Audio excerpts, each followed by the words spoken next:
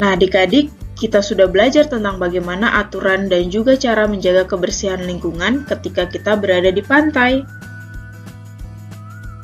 Setelah itu, kita juga sudah belajar peraturan dan tata tertib ketika bermain di taman kota dan bagaimana cara menjaga kebersihannya. Itu semua sudah kita pelajari kemarin ya. Nah, hari ini mari kita lihat kegiatan-kegiatan berikut termasuk kegiatan menjaga kebersihan lingkungan atau kegiatan yang tidak menjaga kebersihan lingkungan.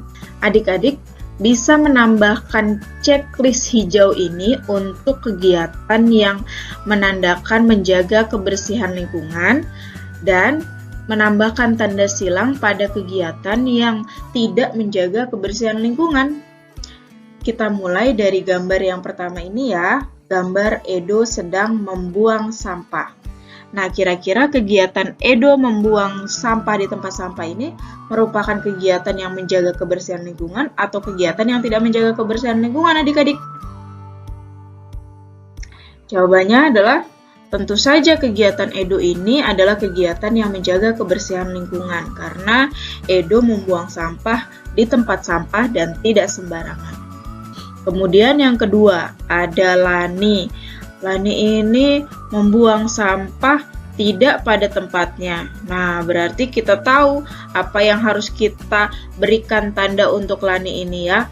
Tandanya adalah silang, artinya Lani tidak menjaga kebersihan lingkungan. Lani membuang sampah sembarangan, bukan di tempat sampah. Nah, kemudian ini yang ketiga ada Lani memetik bunga-bunga yang indah dan bermekaran. Sayang sekali ya bunganya. Jawabannya adalah tidak. Dengan memetik bunga-bunga ini akan merusak tanaman-tanaman. Justru dengan adanya bunga-bunga ini membuat lingkungan menjadi indah dipandang. Kemudian ada gambar selanjutnya adalah Siti yang sedang menyapu. Tentu saja Siti menyapu halaman adalah kegiatan yang menjaga kebersihan lingkungan. Siti rajin membersihkan halaman rumahnya. Ini ada Mei. Mei ini juga sama dengan Lani. Dia memetik bunga dan seperti ini bunganya jadi berserakan kemana-mana, dia merusak bunganya, sudah memetik, kemudian merusak juga bunganya, kemudian bunganya dibuang sembarangan. Berarti tanda yang tepat untuk perilaku yang Mei lakukan adalah tentu saja perilaku yang tidak menjaga kebersihan lingkungan. Mei sudah memetik bunga, merusak tanaman, kemudian membuang sampah sembarangan. Tidak boleh ditiru ya adik-adik, jangan meniru sikap atau perilaku Mei yang ini. Nah, selanjutnya ada Beni yang sedang pergi ke museum. Beni mencoret-coret pada benda di museum itu. Kira-kira perilaku Beni ini termasuk menjaga kebersihan lingkungan atau tidak ya adik-adik? Tentu saja bukan ya. Bisa merusak benda-benda bersejarah seperti ini. Benda-bendanya jadi ada tulis-tulisannya dan kotor. Nah, jadi adik-adik, setelah tadi kita memberikan tanda pada perilaku atau kegiatan-kegiatan yang ada, sekarang kita kelompokkan ya, mana yang merupakan perilaku menjaga kebersihan lingkungan dan perilaku yang tidak menjaga kebersihan lingkungan. Yang pertama adalah ada Edo membuang sampah pada tempat sampah. Ini merupakan perilaku menjaga kebersihan lingkungan. Kemudian yang kedua ada Lani yang membuang sampah tidak pada tempatnya atau sembarangan. Berarti termasuk perilaku yang tidak menjaga kebersihan lingkungan. Kemudian ada Lani lagi memetik bunga tanpa izin. Ini juga tidak menjaga kebersihan dan keindahan lingkungan. Dia merusak tanaman. Kemudian apalagi ini Mei. Mei memetik bunga dan merusak tanaman, kemudian membuang bunga-bunga itu sembarangan dan berserakan, membuat lingkungan menjadi kotor. Nah, tapi kalau yang ini boleh. Siti sedang menyapu halaman. Ini boleh ditiru ya adik-adik. Siti senang menjaga kebersihan lingkungan. Kemudian ada Beni yang mencoret-coret fasilitas umum atau benda bersejarah. Ini juga sama sekali tidak boleh dicontoh ya adik-adik. Nah, setelah tadi mengelompokkan perilaku menjaga kebersihan lingkungan dan tidak menjaga kebersihan lingkungan, sekarang kita lihat kegiatan-kegiatan di bawah ini. Manakah yang sesuai dengan aturan dan tata tertib di rumah? Nah, ini kegiatannya yang sesuai dengan aturan dan tata tertib di rumah ya. Yang pertama, ada Lani yang sedang bertengkar dengan adiknya, sepertinya berebut boneka. Kira-kira ini merupakan perilaku yang sesuai aturan atau tidak ya? Jelas tidak ya. Kita harus rukun dengan adik. Apalagi kita sebagai kakak, kita harus mengalah kepada adik ya. Kemudian ini ada seorang anak yang mau memukul kucing.